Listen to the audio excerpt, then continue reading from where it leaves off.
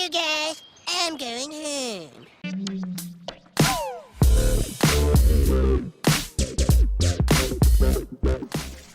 Welcome back, everybody, to another episode with Lackluster Gaming, the show for those who love to game but know they're mediocre at best. Little disclaimer about shoutouts, I'm still going to continue doing them every day, but yesterday we had an overwhelming request for shoutouts. So for now on, I will give the first person of every video a shoutout guaranteed, and the next 4 requests. So you gotta be early. So with that being said, Adrian again first. As usual, I know you guys can beat him. Cameron Gaming, who is not only a member of LackLuster YT, but a very generous donator, and is responsible for providing us with some of our big tournaments on Wednesdays, Fridays, and Saturdays. Today is Wednesday. Tournaments tonight. Christian, good to see you, brother. Some Gamer 608, welcome. IC Gaming 2000, what's up? Michael Wilson, a first-time subscriber, welcome to the channel. And Cal Driscoll, thank you guys so much for being a part of the crew. I love you all. Now let's jump into today's deck. So there you have it, it's up on screen, and the first thing I want to relay to you guys is that it does have the Executioner, and I know a lot of you are sick and tired of the Executioner. A lot of you guys don't have it because it's an Arena 9 card, but I have some improvements for you on this deck. So if you don't have the Executioner, swap in the Wizard. It does just as good. In fact, its area of operation might be even a little bit better after the recent nerf. If you don't have the Log, substitute in Arrows for Lightning. Might be a good idea to use Lightning just because of Inferno Towers. So if you find that you're seeing Inferno Towers a lot, go ahead and keep the Lightning there, but otherwise Poison would be a good substitute. Also, another good substitute going back to the Executioner is the Electro Wizard if you happen to have that card.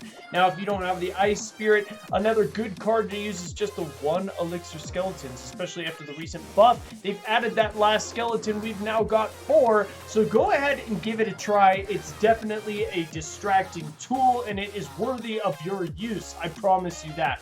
So now, let's take a look at what we got going up on screen. I've got a Giant followed by an Executioner. If you've got a Wizard, it works just as good. The splash damage is actually now a little bit wider than the Executioner, and look at that, the Executioner had a sliver of health but was able to survive and do tons of damage behind that Giant. So we've got a small push coming in. We're going to use our Prince to, oh, the freeze though, look at that, pretty decent freeze. However, that log was not timed well enough, and we were able to take out that Wizard before taking any damage to our tower. So now we've got our Furnace, and as you can see, we're doing pretty good at the moment. We got 1 tower down, King Tower's at halfway, and his other Arena Tower is even more than halfway. So this guy's coming in. He's annoyed by this Furnace, you can tell, because he's targeting it specifically with his Hog Rider. It's easily countered because it's right there in the center. Both towers target the Hog. The Executioner finishes it up, and then we drop a Giant right in front. We're going to Lightning. We're going to use those Fire Spirits to take out those Elite Barbarians and the Executioner to finish them off, allowing our Giant to do some decent damage. We're going to pull that Hog once again with the Furnace and use our Prince to use a charged hit. You got to place it a little bit far away so we get to that charge going, but it is a good counter to Hog Riders and Elite Barbarians. Check it out. Let's get into part 2.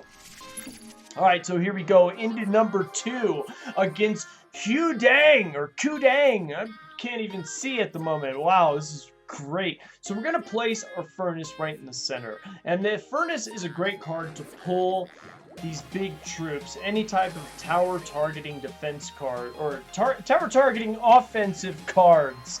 But it also puts out those Fire Spirits, so it allows us to do some chip damage. Now we're going up against this Royal Giant. We're going to Lightning just to take out that Electro Wizard so that we can actually focus on the Royal Giant. We got to get rid of that Royal Giant, and the Executioner is going to be enough. Now I'm built up enough Elixir. I'm going to go ahead and almost placed my Giant, which would have been a horrible tragedy if that had happened, because those elite barbarians were coming in. We saved our log just perfectly. We were able to knock the elite barbarians and the princess as well. Now he's done some pretty decent damage to our tower, but that's okay.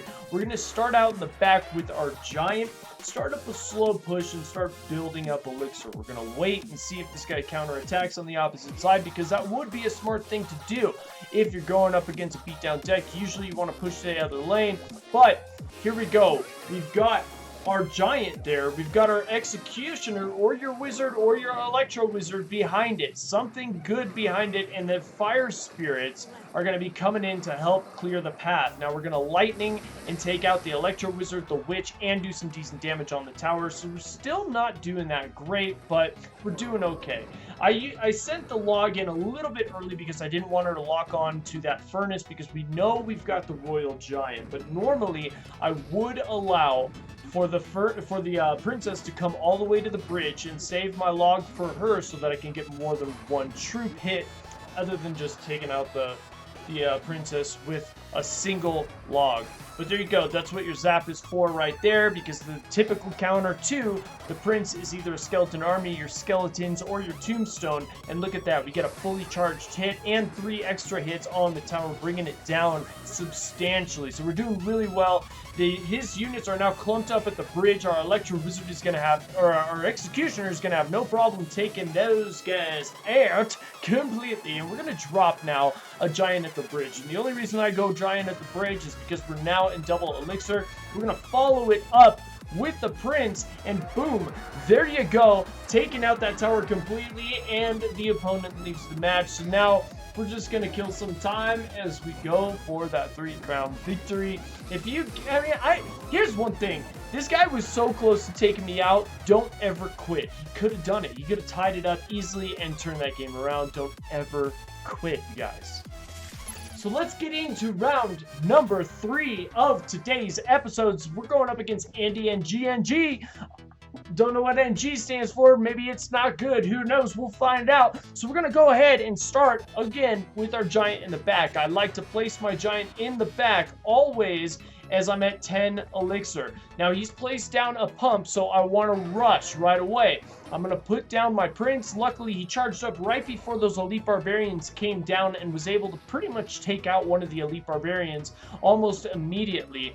And our tower is going to finish off the second one, as well as some of those fire spirits. And now I'm just waiting. He's now mirrored his elite barbarians to take out my giant. So we know he's got the mirror, we know he's got a pump, and we know he's got the elite barbarians. We're going to freeze them up so that we can keep our furnace alive just for a second, but it's not even substantial. And we've got our executioner on the field, so we're going to put down our giant. Now we're in a bit of trouble, because as you can see here, he's got the hog rider and these minions. I have nothing I can do but zap and log them, and he's gonna take out that tower, which really sucks at the moment. But look at that giant doing some pretty awesome damage. He had nothing but the elite barbarians, and I had nothing to stop the elite barbarians but a furnace. So I'm taking some more damage on my opposite side as he puts down his second pump.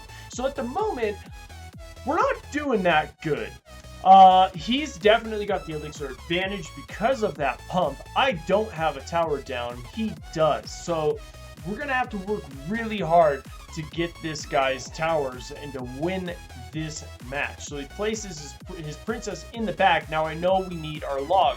So we're going to have to cycle to it. We're going to put our giant in the back. We're going to send in our executioner. And now look at this. He's going to start working my opposite side. He mirrored his hog. So he's going to start working on my king tower. Now normally, what I like to do is just let my king tower take some hits. That's fine. That way I can build up a big push, and look at that, we're able to tie it up because of it. If I had started off at that hog, I probably would have tied it up anyway, but still, he's now had to waste so much elixir trying to defend against my big push, and now he's mirrored his hogs to go for this 3-crown, which might actually be a really great idea, but we're able to take down one of the hogs. We're going to freeze up one of them. He zaps, but look, I've got so much going on upstairs at the King Tower that he's neglecting that, in fact, I'm actually kind of winning at the moment. Now watch this charged hit, takes out the Elite Barbarian, and we're going to get that Prince to stay alive. Now he's got 2 hogs. We're going to distract one with the furnace. I've got a Prince going full steam ahead at this guy. He puts down something. It gets eaten up right away. We log in a 3-crown victory. So really close match. Clutch victory against Andy and GNG. Well played. Good game. That was definitely